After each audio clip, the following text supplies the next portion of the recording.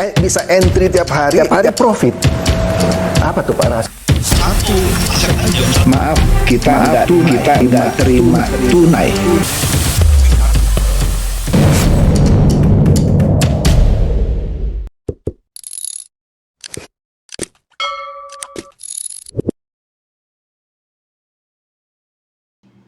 Halo Bapak Ibu, saudara-saudari sekalian, lovers and haters. Salam cerdas Indonesiaku. Jumpa lagi kita pada kesempatan kali ini. Bagi Anda yang belum subscribe channel saya, silakan subscribe channel saya. Tekan loncengnya agar Anda dapat notifikasi setiap kali saya mengupload video-video saya. Kali ini saya akan membahas mengenai Noel Ebenezer, mantan Wakil Menteri Tenaga Kerja. Ini Noel ini lucu, menurut saya lucu banget. Begini loh, ketika dia jadi Wakil Menteri Tenaga Kerja, dia kan kesannya paling galak gitu ya. Dia pernah menindak seorang bos, seorang ibu. Ya, ibu ini juga salah sih ya. Pegawai-pegawainya itu ijazahnya ditahan. Akhirnya ibu ini jadi tersangka juga lah. Dan Noel juga yang berapi-api membela nasib para buruh Sritek. Banyak deh, Anda bisa baca lah. Tanda kutip kegalakannya Noel. Wah. Netizen sempat terkesima dengan galaknya Noel ini. Tapi akhirnya netizen juga terkesima ketika Noel diciduk oleh KPK dengan tuduhan pemerasan kepada beberapa, ya sebut saja perusahaan yang meminta, apa itu namanya ya, surat tanda atau sertifikasi keselamatan kerja. Istilahnya lupa saya. Sekian miliar. Akhirnya jadi tersangka. Nangis-nangis kan ketika dia ditangkap gitu ya. Malu banget gitu ya. Nah, kita lihat langsung aja nih ya, nggak pakai numpang lewat kali ini. Nah, waktu itu sambil nangis-nangis dia mohon agar kiranya Pak Prabowo memberikan amnesti kepada dia seperti halnya Pak Prabowo memberikan amnesti kepada Hasto. Dia pikir, kan aku kan pendukungnya Pak Prabowo sampai jadi presiden. Hasto kan secara partai kan musuhan nih, maksudnya saingan lah dalam arti kata pemilihan presiden. Malah diberikan amnesti sama Pak Prabowo. Masa aku nggak diberikan amnesti? Mungkin kira-kira pikirannya seperti itu. Nah, di sini kita lihat berita Agustus 2025 dari Detik News. Dikatakan di sini nasib Noel tersangka KPK. Minta amnesti Prabowo malah dipecat. Jadi dia minta amnesti, kiranya dapat nih amnesti gitu ya, mohon gitu ya. Tapi malah dipecat sama Pak Prabowo. Nah, kan saya sering salam lovers and haters ya.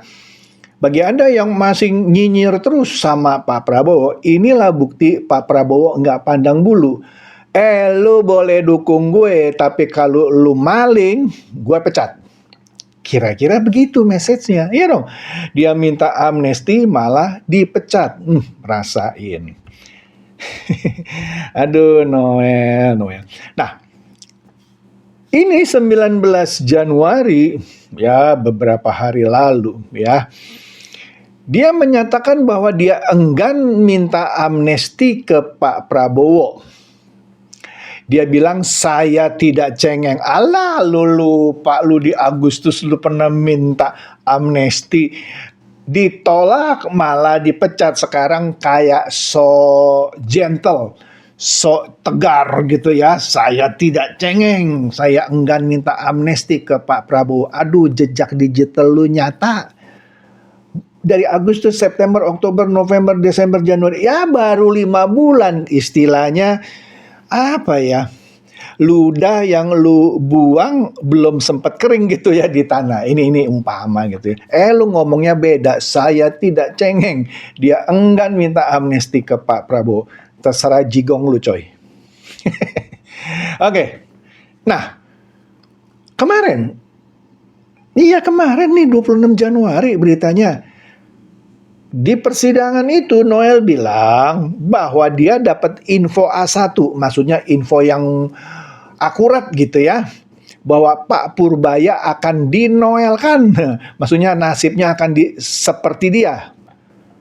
Dia minta Pak Purbaya hati-hati. Wah, ini menarik nih. Yuk kita bahas nih. Jadi katanya dia minta Menteri Keuangan yang sekarang Pak Purbaya Yudi Sadewa untuk berhati-hati. Noel mengklaim mendapat informasi bahwa Purbaya akan dinoelkan. Informasi lu dari mana coy? Lu kan di penjara terus. Siapa yang bisikin lu ke penjara? Hebat banget tuh orangnya memberikan informasi penting kepada lu yang sebentar lagi akan dieksekusi ya. Oke, lanjut dulu dah nih ya. Katanya nih, pesan nih buat Pak Purbaya nih. Pesan Pak Purbaya. Sampai berulang-ulang ngomongnya ya. Modusnya hampir sama semua katanya. Nah, kita lihat nih maksudnya apa nih ya. Hati-hati Pak Purbaya, sejengkal lagi nih katanya. Saya mendapatkan informasi A1 Pak Purbaya akan dinoelkan. Hati-hati tuh Pak Purbaya katanya ya. Kata Noel sebelum persidangan di Pengadilan Tipikor Jakarta Pusat Senin kemarin. Makanya kalau nggak salah jaksa bilang, udahlah Noel lu jangan main drama deh. Ya, fokus aja sama persoalan yang sedang lu harapkan, yang lu hadapi gitu. Ya. Kenapa dia bilang Pak Purbaya suruh hati-hati? Katanya ada tanda kutip pesta yang terganggu oleh Pak Purbaya. Namun Noel tak menjelaskan detail maksud ucapannya. Nah, dia berkata lagi, siapapun yang mengganggu pesta para bandit, mereka akan melepaskan anjing liar untuk gigit Pak Purbaya. Jadi nanti kalau ada yang gigit Pak Purbaya itu anjing liar gitu katanya. Hebat Noel nih ya. Kasihan Pak Purbaya. Ada pesta yang terganggu katanya. Noel katakan bahwa Purbaya mengganggu para bandit yang bermain di pasar gelap. Dia mencontohkan tindakan keras Purbaya yang menindak tegas mafia impor baju bekas ilegal. Dia bilang, ini kan bandit-bandit yang pestanya terganggu. Kalian bisa tahu katanya ya, siapa yang main pasar gelap? Siapa yang main baju-baju yang gelap-gelap itu tuh? Belum banyak yang main-main apa alatnya, mesin-mesin apa itu yang gelap-gelap itu. Pokoknya nggak pajak-pajak lah, maksudnya yang nggak bayar-bayar pajak gitu maksudnya. Nah, dia katakan supaya Pak Prabowo ya hati-hati karena ada upaya Pak Prabowo mau dinoelkan, mau dibuat seperti dia katanya. Ya, soal baju bekas tadi thrifting ya. Jadi dia minta Pak Purbaya berhati-hati. Banyak banget ya Noel ya, bisa tahu ya. Lanjutlah. Oh iyalah katanya ya. Checkingnya langsung, gampang nge-trackingnya kok katanya. Itu dari yang kecil, belum yang lain-lain yang triliunan, harus waspada katanya. Dia akan dinoelkan, maksudnya akan dikriminalisasi. Jadi dia menyebut dirinya juga dikriminalisasi karena dulu tegas gitu ya sama pengusaha-pengusaha nakal. Jadi dia dikriminalisasi. Lupa lu bukan dikriminalisasi, memang lu kriminal, lu meres uang. Aduh, capek deh. Nah, sini kan kita tahu informasinya. Noel ini jadi tersangka setelah diamankan dalam rangkaian operasi tangkap tangan. Nah, sekarang Noel sedang menjalankan persidangan. Di sini, jelas nih, Noel didakwa melakukan pemerasan pengurusan sertifikasi K3 keselamatan kerja apa gitu ya, bersama sejumlah aparatur sipil negara Kementerian Tenaga Kerja. Jaksa menyebutkan Noel ini meminta jatah 3 miliar. Jadi dia ditangkap karena terima suap, memeras, ya. Masa sekarang bilang Pak Purbaya disuruh hati-hati, bisa dinoelkan, maksudnya bisa nasibnya seperti dia. Astaga. Oke lah, saya bukan belain Pak Purbaya ya. Nah, ini dia. Akhirnya Pak Purbaya menegaskan, dia kan diwawancara akhirnya sama para wartawan setelah Noel ngomong gitu ya. Dia bilang, dia nggak paham pernyataan mantan Wakil Menteri Ketenagakerjaan itu, Noel Ebenezer, yang nama lengkapnya Immanuel Ebenezer. Aduh, malu nih ya, pakai nama rohani Immanuel Ebenezer. Aduh, tapi meres gitu ya. Yang menyebut dirinya berpotensi dijebak atau dinoelkan. Dijebak gimana? Lanjut. Nah, kemudian Tirto memuat pernyataan Pak Purbaya juga. Katanya soal pernyataan dinoelkan itu Purbaya bilang tak pernah disuap. Jadi bagaimana bisa ditangkap tangan? Ya, saya setuju sih dalam hal ini dengan Pak Purbaya ya. Jadi hal ini disampaikan oleh Pak Purbaya menanggapi pernyataan Noel yang mengatakan bahwa Purbaya berpotensi dikriminalisasi seperti dirinya. Jadi Noel itu menganggap dirinya dikriminalisasi. Nah, arti dikriminalisasi artinya seakan-akan gua nggak kriminal, tapi dikriminalisasikan kan gitu. Lala. Atau dengan kata lain, aku dikriminalisasikan karena aku keras terhadap pengusaha-pengusaha nakal. Begitu kali mungkin maksudnya. Terserah lu coy. Lanjut. Jadi kata Pak Menteri Purbaya, dia yakin tak akan masuk ke belakang jeruji bersih seperti Noel. Ya, yang tersandung kasus korupsi. Karena kata Pak Purbaya, ini mudah-mudahan benar juga nih ya, sejak awal menjabat sebagai bendahara negara hingga kini, ia mengaku tidak pernah menerima uang suap sepeser pun. Nah, catat nih ya. Noel kan katanya punya info A1. Kalau lu punya info A1 artinya Purbaya juga terima duit.